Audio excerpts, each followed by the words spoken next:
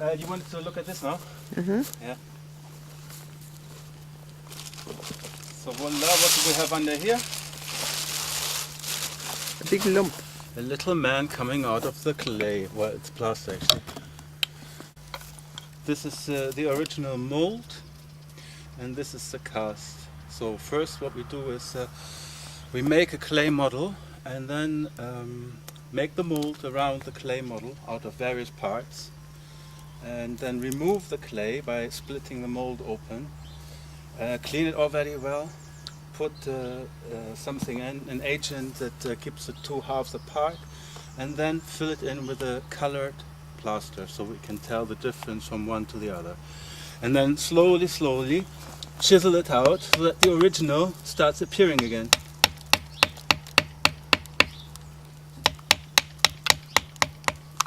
And unfortunately this just came off. We take this to the side and then glue it on later. You know, with all these little undercuts it's sometimes difficult to get it all out in one piece. It has to be quite careful. This is Thor. This is Thor, yeah. Thor. The Nordic god of thunder. Looks a bit red. Bit red? Yeah, he's angry. Hasn't rained for long, so he's angry.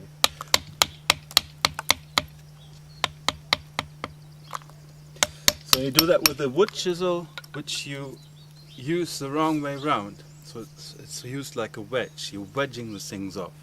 Rather than using it on wood, you would use it like that. You turn it around and you wedge things off. And it's quite blunt, the chisel. It's not too sharp.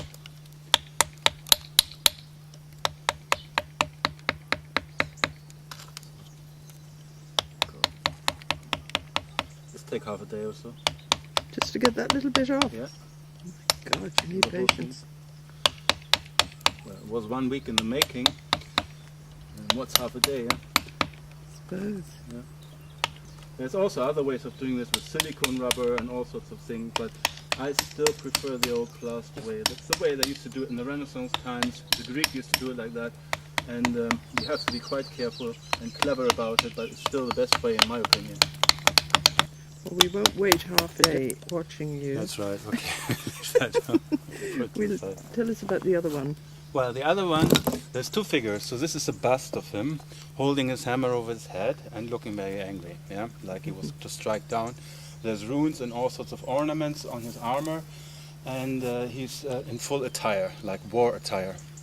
And on the other one, which is also showing him as a young man, should we go over there? Mm-hmm.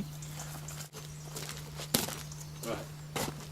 So presuming gods of those days are ageless, he's still here a young man, you know, he might have aged a little with time. This is an older man, and this is him showing here as a young man. And there he is sparsely clad, he only has some sort of loincloth, wielding his hammer with both hands.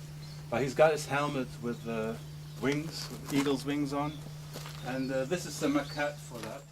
Also out of plaster, and was quite complicated to make because I had to make 11 parts of the mold and then join them all together to make the cast.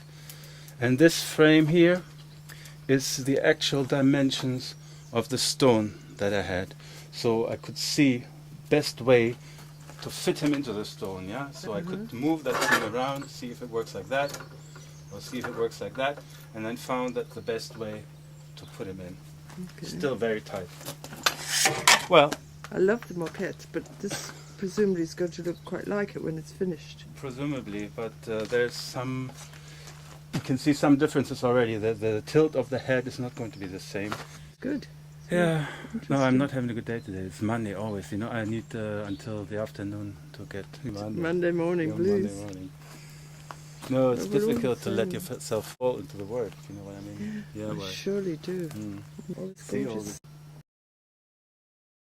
What's that one there, that big glass? Yeah, that's sort of fertility earth goddess. I've started a long time ago, 15 years ago or something. Not finished? No. It's out of this Portuguese granite, cyanide type of stone, and very, very hard. So just as it stands there, there's already endless hours of work gone into it, and diamond blades and chisels that have been wasted on that hard granite. Hmm. But I hope to finish that someday, but you need to be physically really, really fit to do it.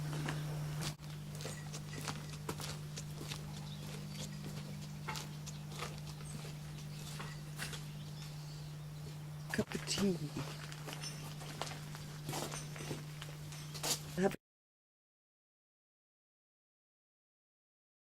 Pulling heavy weights on your own. Very simple principle. You have a sort of pivot that you can jam under the stone here.